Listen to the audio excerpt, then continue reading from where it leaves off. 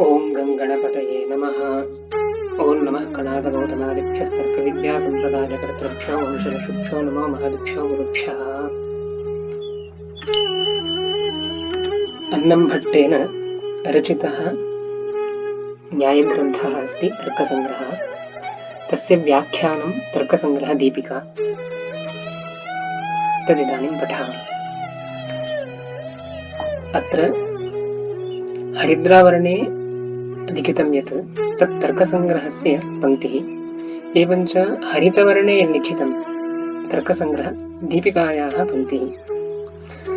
प्रथमतः तर्कसङ्ग्रहस्य निधाय हृदि विश्वेशं विधाय गुरुवन्दनं बालानां सुखबोधाय क्रियते तर्कसङ्ग्रहः। अस्य श्लोकस्य विवरणम् अग्रे स्वयं ग्रन्थकारः करिष्यति। दीपिका तर्कसङ्ग्रह दीपिका ग्रन्थकारः स्वयमग्रे करिष्यति। तथापि सामान्यतः इदानीं पश्यामश्चेत् निधाय हृदि विश्वेशं, हृदि नाम हृदये, हृदये विश्वेशं निधाय, निधाय नाम ध्यात्वा इत्यर्थः। तस्मात् हृदये विश्वेशं ध्यात्वा विधाय गुरुवन्दनं, गुरोः वन्दनं विधाय कृत्वा इति गुरूणां नमस्कारं कृत्वा बालानां सुखबोधाय क्रियते तर्कसङ्ग्रहः। ये बालाः वर्तन्ते तेषां सुखेन बोधः भवतु इत्येतदर्थं तर्कसङ्ग्रहः मया अन्नंभट्टेन क्रियते इति सामान्यतः श्लोकार्थः। इदं तर्कसङ्ग्रहस्थ श्लोकः, अयं तर्कसङ्ग्रहस्थः श्लोकः।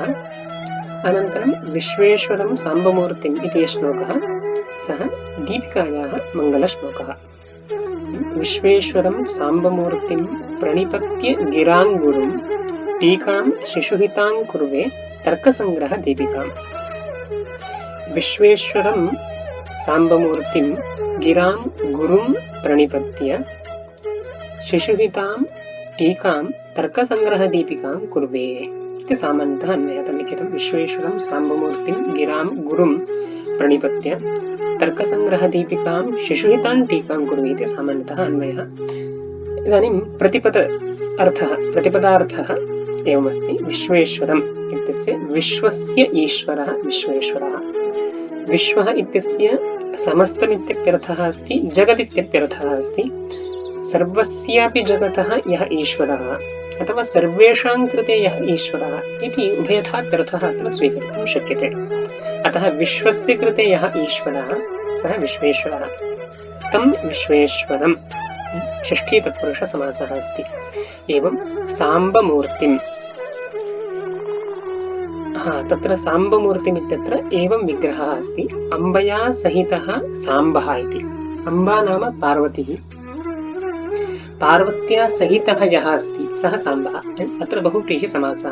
अम्बया सहितः साम्बः, साम्बस्य मूर्तिः इव मूर्तिः यस्य सः साम्बमूर्तिः, तं साम्बमूर्तिम् इति। नाम कः आशयः? अम्बया सहितः साम्बः नाम अर्धनारीश्वरस्वरूपः अस्ति, अर्धनारीश्वरस्वरूपः अस्ति। तादृश अर्धनारीश्वरस्वरूपस्य साम्बस्य या मूर्तिः, तादृशी एव मूर्तिः यस्य विश्वेश्वरस्य वर्तते। अतः तं साम्बमूर्तिम् इति। विश्वेश्वरं साम्बमूर्तिं बहुव्रीहि समासः अत्र। प्रणिपत्ये इत्यस्ति। प्रणि इत्येतदुपसर्गद्वयपूर्वक पट्लगतो धातुः लेप् प्रत्ययः। नमस्कारं कृत्वा इत्यर्थः। गिरां गुरुं, गीः इत्युक्ते वाणी, तस्याः गुरुः नाम वाण्याः अधिपतिः। नाम वाणी नाम सरस्वती इति इदानीं मास्तु, वाणी नाम विद्या, विद्वत्त्वम् इति वा भवतु। विद्वत्त्वस्य यः अधिपतिः, ज्ञानस्य अधिपतिः इत्यर्थः अत्र। गिरां गुरुं, गीः नाम वाणी नाम ज्ञानं, तस्य ज्ञानस्य अथवा वाण्याः, तस्याः वाण्याः यः गुरुः अधिपतिः, तं गिरां गुरुम्। एतद्द्वयमपि साम्बमूर्तिं गिरां गुरुम् इत्येतद्द्वयमपि विश्वेश्वरस्य विशेषणं। तत्र कस्मिंश्चित् पुस्तके गिरं गुरुम् इत्यपि वर्तते, गिरं गुरुम् इत्यपि वर्तते पाठान्तरं। तथा च गिरम् इति अस्मिन् पक्षे सरस्वती इति स्वीकर्तव्यः। गिरं, गीः नाम सरस्वती, गिरं सरस्वतीं, गुरुम् इत्यनेन विद्यागुरुः। अतः अस्मिन् पक्षे पाठान्तरपक्षे एवमस्ति साम्बमूर्तिं विश्वेश्वरं नमस्कृत्य सरस्वतीं च नमस्कृत्य विद्यागुरुं च नमस्कृत्य इत्यर्थः स्वीकार्यः। गिरां गुरुम् इत्यस्मिन् पक्षे एतद्द्वयमपि गिरां गुरुम् अनन्तरं साम्बमूर्तिं विश्वेश्वरम् इति सर्वेषाम् अभेदः।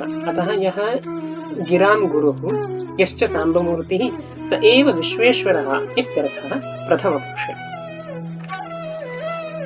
अनन्तरं प्रणिपत्य शिशुहितां तर्कसङ्ग्रहदीपिकां टीकां कुर्वेत्यस्ति। तत्र शिशुहितां नाम शिशोः हिता शिशुहिता। शिशुः नाम सामान्यतः यः उत्पन्नः एकवर्षात् प्राग्यः बालः तस्य कृते शिशुः इत्युच्यते। प्रकृते सः अर्थः न ग्राह्यः। यः न्यायशास्त्रे नूतनतया पठितुम् आगतः तस्य कृते अत्र शिशुपदेन ग्रहणं कृतमस्ति, बोधनमस्ति, तस्य बोधनं वर्तते। शिशोः हिता शिशुहिता तां शिशुहितां। तर्कसङ्ग्रहदीपिकां तर्काणां सङ्ग्रहः। तर्कः नाम प्रकृते पदार्थः इत्यर्थः ग्राह्यः। अग्रे स्वयं ग्रन्थकारः वक्ष्यति। तर्कः नाम पदार्थः, तेषां सङ्ग्रहः। अतः पदार्थानां सङ्ग्रहः तर्कसङ्ग्रहः, तस्य दीपिका प्रकाशिका इति। तां तर्कसङ्ग्रहदीपिकां शिशुहितां टीकां कुर्वे इति सामान्यतः प्रतिपदार्थः जातः। एवम् अयं ग्रन्थः यः वर्तते तर्कसङ्ग्रहदीपिका इति यः ग्रन्थः, सः ग्रन्थः व्याख्याग्रन्थः वर्तते। नाम सामान्यतः एवं संस्कृतभाषायां दृश्यते मूलग्रन्थः कश्चित् भवति, तस्य व्याख्याग्रन्थाः अनेके भवन्ति। प्रकृते इदानीं तर्कसङ्ग्रहः इति यः ग्रन्थः सः मूलग्रन्थः अस्ति, स्वतन्त्रग्रन्थः वर्तते। अयं यः तर्कसङ्ग्रहदीपिकाख्यः ग्रन्थः सः व्याख्याग्रन्थः, तर्कसङ्ग्रहस्य व्याख्याग्रन्थः, टीकाग्रन्थः। तर्हि टीकाग्रन्थानाम् एवं स्वभावः वर्तते यत् यद् मूलग्रन्थे काचित् पङ्क्तिः आरब्धा चेत् तस्याः आरम्भे, पङ्क्तेः आरम्भे किं बीजम् इति एवं प्रथमतः निरूप्यते। नाम अस्य कृते अवतरणिका इत्युच्यते। मूलग्रन्थे एवं पङ्क्तिः किमर्थम् आरब्धा इति तस्य अवतरणिका इति। पङ्क्तेः सामान्यतः निरूपणं क्रियते, अनन्तरं पङ्क्तेः तात्पर्यं को अस्ति इति निरूप्यते। अंशत्रयं प्रथमतः एवं पङ्क्तिः किमर्थम् आरब्धा इति, द्वितीयं पङ्क्तेः सामान्यतः कः अभिप्रायः, अनन्तरम् अस्य तात्पर्यं किं, तात्पर्यं को वर्तते इति। तात्पर्यं को वर्तते इत्यत्रैव विशेषतः आक्षेपः, समाधानम् इत्यादिकं भवति। एवं व्याख्याग्रन्थस्य स्वरूपम्। प्रकृते अयं तर्कसङ्ग्रहदीपिकाख्यः यः ग्रन्थः सः व्याख्याग्रन्थः। व्याख्याग्रन्थश्चेत् मूलग्रन्थे या पङ्क्तिरारप्स्यते तस्याः अवतरणिका अत्र यदंशत्रये निरूपितम् अवतरणिका निरूपणं को तात्पर्यम् इत्यंशत्रयम् अत्र सामान्यतः प्रतिपाद्यते।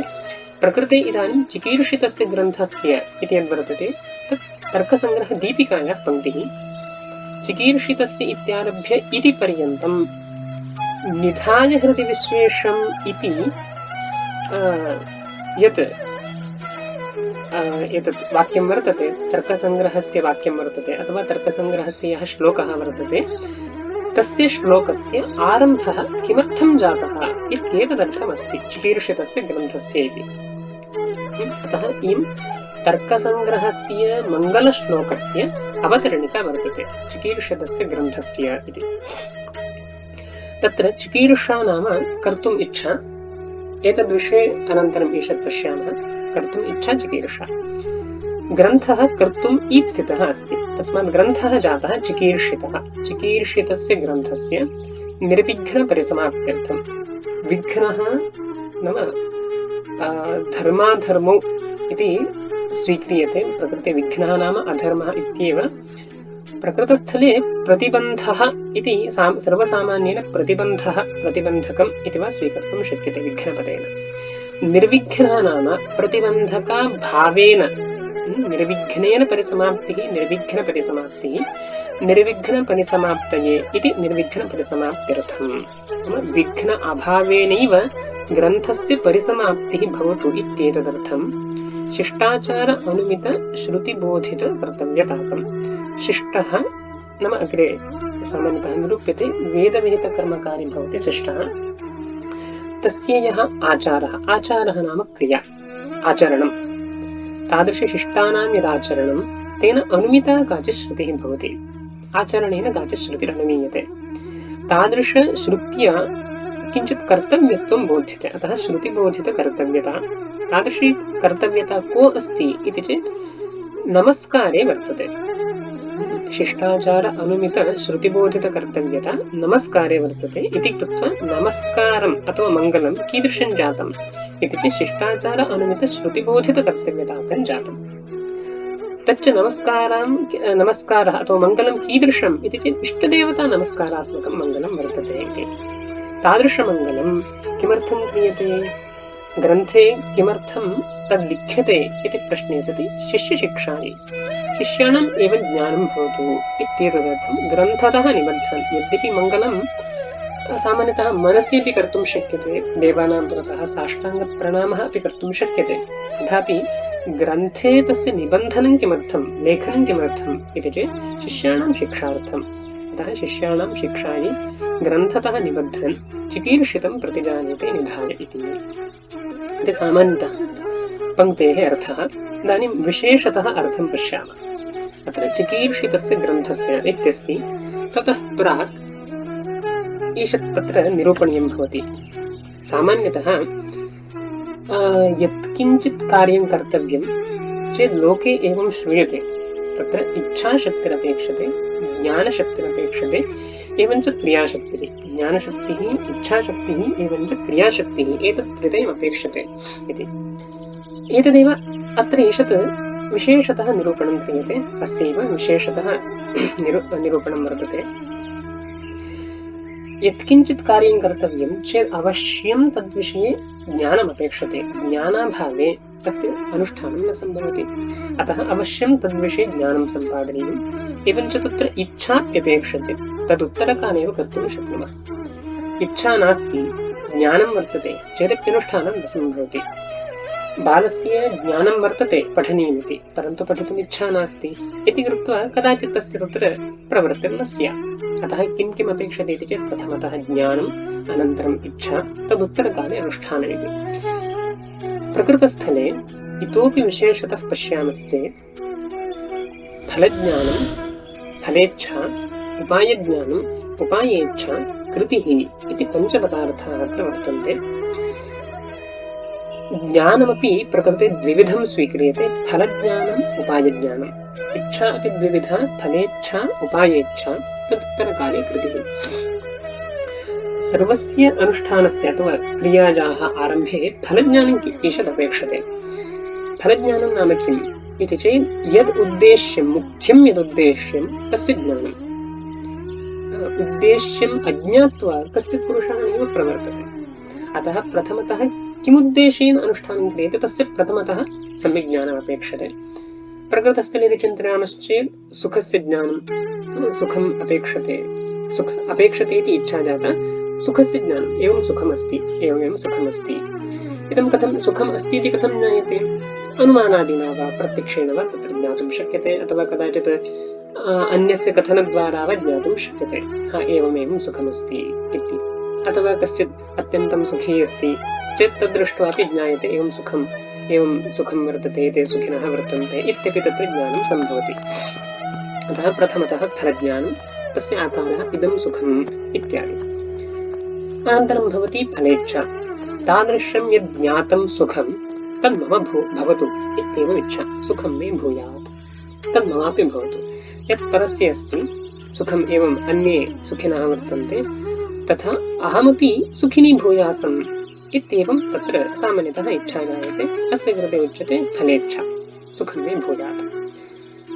तदुत्तरकाले अस्तु सुखम् अपेक्षते, तत् कथं सम्पादनीयम् इत्यपि अत्र मुख्यमस्ति। कथमिदं सुखं सम्पादनीयम्, येन सम्पाद्यते तद्विषयकज्ञानमस्ति उपायज्ञानम्। उपायज्ञानं नाम यत् फलज्ञाने विषयः सुखादिकं, तादृशसुखादीनां सम्पादकः यः पदार्थः तद्विषयकज्ञानम् उपायज्ञानमिति कथ्यते। प्रकृतस्थले अस्माकं फलज्ञानविषयः अस्ति सुखम् इति स्वीकृतम्।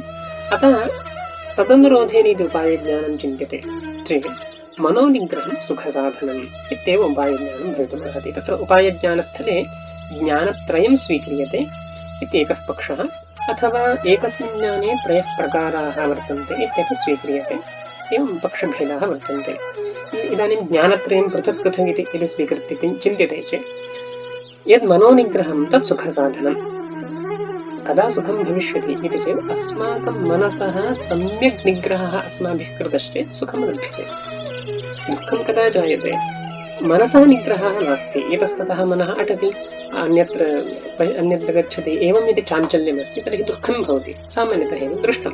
तस्मात् मनोनिग्रहं यद्वर्तते तत् सुखसाधनम् इति कथञ्चित् पुरुषः गृह्णाति। अतः मनोनिग्रहं सुखसाधनम् इति एकं ज्ञानम्, इदम् उपायज्ञानम्। किञ्च अस्मिन्नेव स्तरे उपायज्ञानस्तरेऽपि इतोपि ज्ञानद्वयं स्वीक्रियते। मनोनिग्रहं कृतिसाध्यं मत्कृतिसाध्यम् इत्यपि ज्ञानमपेक्षते। एतद् मया कर्तुं शक्यते वा इति ज्ञानं शक्यते, तादृशज्ञानं। किमर्थम्? अत्र चन्द्रं प्रति गमनम् एतदपि सुखसाधनं कदाचित् भवेत्, परन्तु तद् अस्माभिः कर्तुं शक्यते एव। विमानादिकं नास्ति चेत् इतः उड्डयनं कृत्वा चन्द्रं प्रति गन्तुं शक्यते इति चेत् न कर्तुं शक्यते। अतः तत्र कृतिसाध्यत्वज्ञानम् अस्ति। तस्मात् यदि किञ्चित् अनुष्ठानमपेक्षते तर्हि तत्र कृतिसाध्यत्वं ज्ञानमपेक्षते, नाम मया इदं कर्तुं शक्यते इति निश्चयः अपेक्षते। अतः उच्यते मनोनिग्रहं मत्कृतिसाध्यम् इति ज्ञानम्। अनन्तरं मनोनिग्रहं बलवदनिष्ठ अननुबन्धि।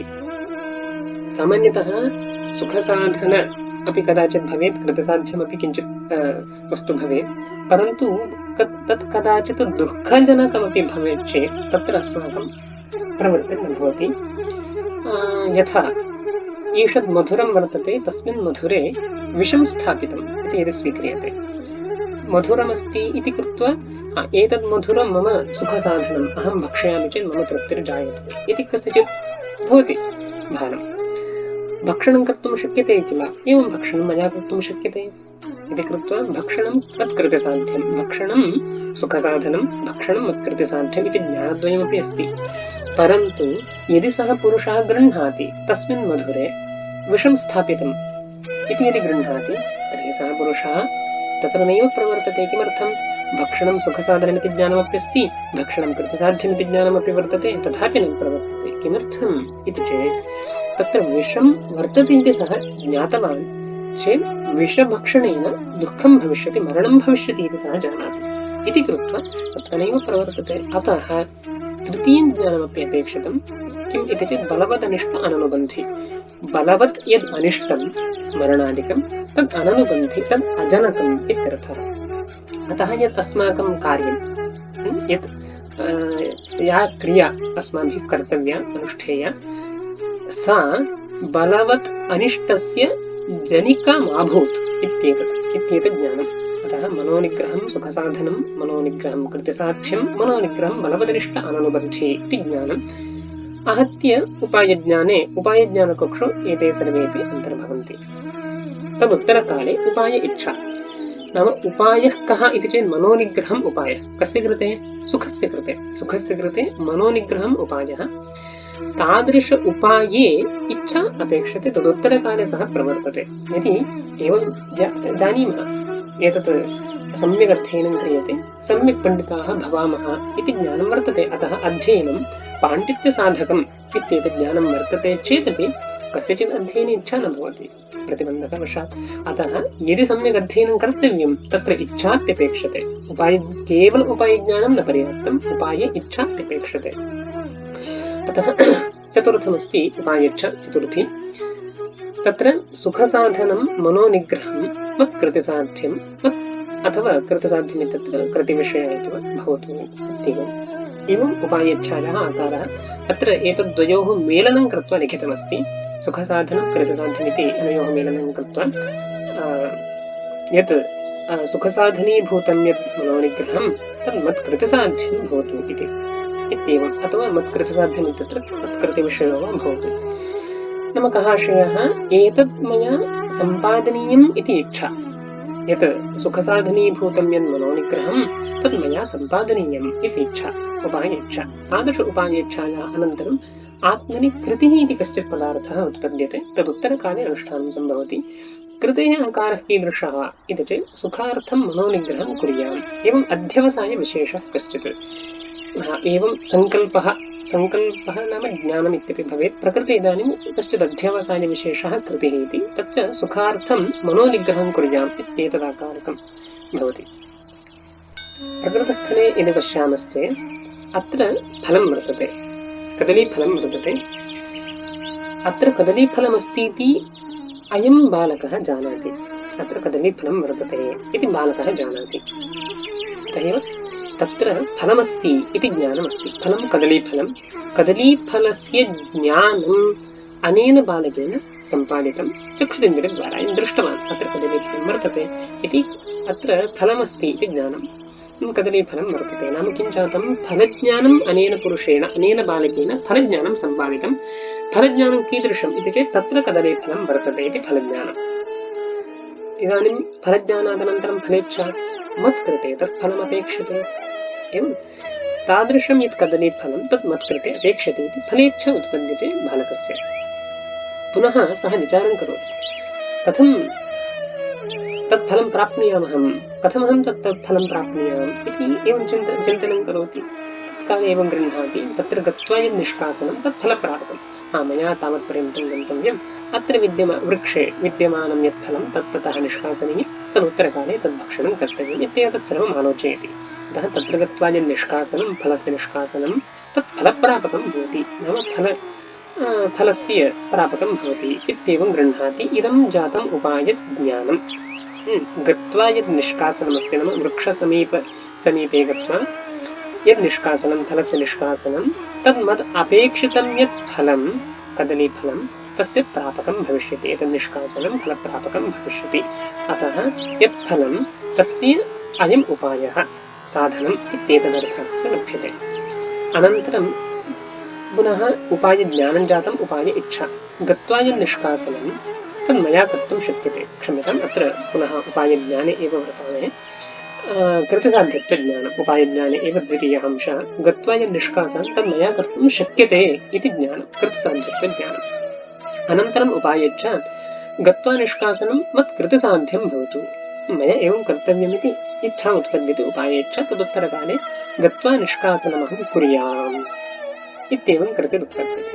अतः प्रथमतः फलज्ञानं, फलेच्छा, अनन्तरम् उपायज्ञानम्, एतद्वयम्, अनन्तरम् उपायेच्छा, तदुत्तरकाले कृतिः उत्पद्यते।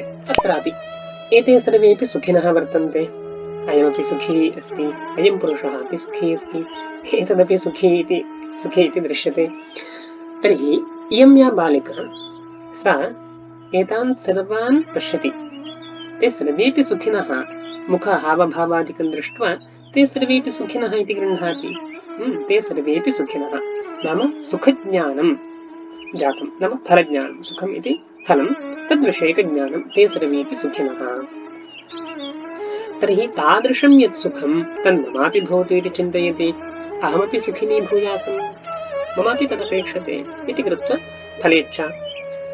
पुनः चिन्तनं करोति, अहं कथं सुखिनी स्याम्, कथम् एतत् सुखं मया सम्पादनीयम् इति चिन्तायाम् उत्तरं लभ्यते, मनोनिग्रहं सुखसाधनम्।